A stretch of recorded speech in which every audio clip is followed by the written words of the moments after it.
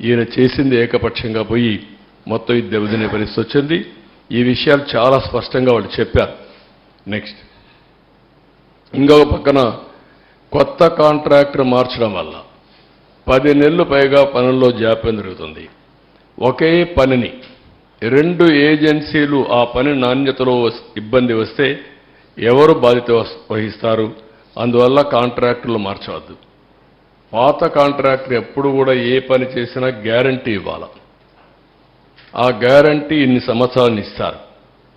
ఆ గ్యారంటీ ఇచ్చిన తర్వాత పాత కాంట్రాక్టర్ని మారిస్తే కొత్త కాంట్రాక్టర్ వస్తే ఇద్దరిలో ఏదైనా ఇబ్బందులు వస్తే ఎవరు రెస్పాన్సిబుల్? అకౌంటబిలిటీ ఎవరిది? జవాబుదారీతనం ఎవరు? అది ఫిక్స్ చేయలేము. కాబట్టి మీరు మార్చొద్దండి అని చాలా స్పష్టంగా చెప్పారు. అయినా కూడా వినకుండా మొండిగా ముందుకు పోయారు. నెక్స్ట్, ఇక్కడ కాంట్రాక్ట్ని మార్చడం, ముందు చూపు లేకపోవడం, సరైన సమయంలో పనులు చేయకపోవడం, చేసే పనులు జాప్యం వంటి కారణాల వల్ల నిర్మాణంలో తీవ్రంగా జాప్యం జరుగుతుందని కావున ఏజెన్సీలు మార్చవద్దని మళ్ళీ 16/8/19 చెప్పారు. ముందు లెటర్ రాశారు, మళ్ళీ వీళ్ళు ఇది కూడా చెప్పారు. ఇంకొక పక్కన మీరు చూస్తే గవర్నమెంట్ ఆఫ్ ఇండియా ఇది పీపీఏ చేసింది. ఇది secretary government of India chief ఇంజనీర్కి ఒక లెటర్ రాశాడు. ఇతను రాసింది హౌఎవర్ లెటర్ ఎలాబొరేట్గా ఉంది. అంతా మొత్తం చదవడం లేదు. Please recall discussion during the 10th emergency meeting of the PPA held on 13th August 19, mainly to discuss the issues of pre-closure of present contracts of the Polavaram project and retendering of the balance works.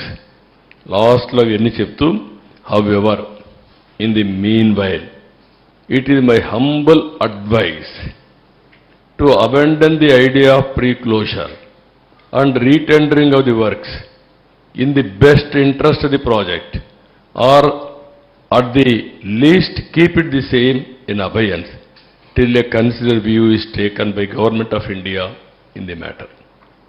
ఇంత స్పష్టంగా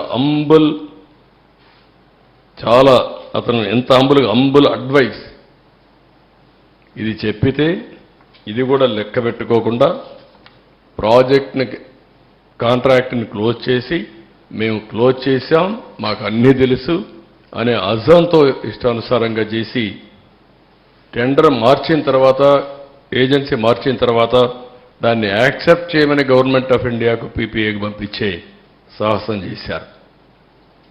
next, దీనివల్ల పర్యవసానం చాలా క్లియర్గా నీతి ఆయోగ్ ఒక నిపుణుల committee వేసింది, IIT Hyderabad.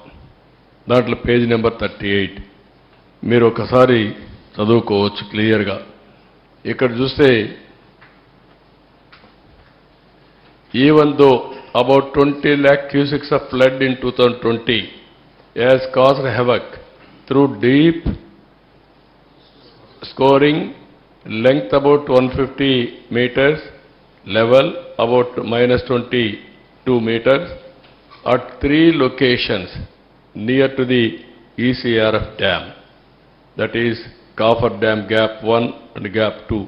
This cannot be considered under force majeure category. The reasons for this distinction can be attributed to inefficient planning due to untimely closure of gaps in the Coffer Dam. ఏవైతే copper డ్యాంలో చిన్న gap ఉందో ఆ ఏజెన్సీని మార్చకపోతే rainy season లోపల, flood వచ్చే లోపల అది close చేయాల్సిన బాధ్యత ఆయన పైన ఉంది. ఆ సమయంలో మార్చేశారు.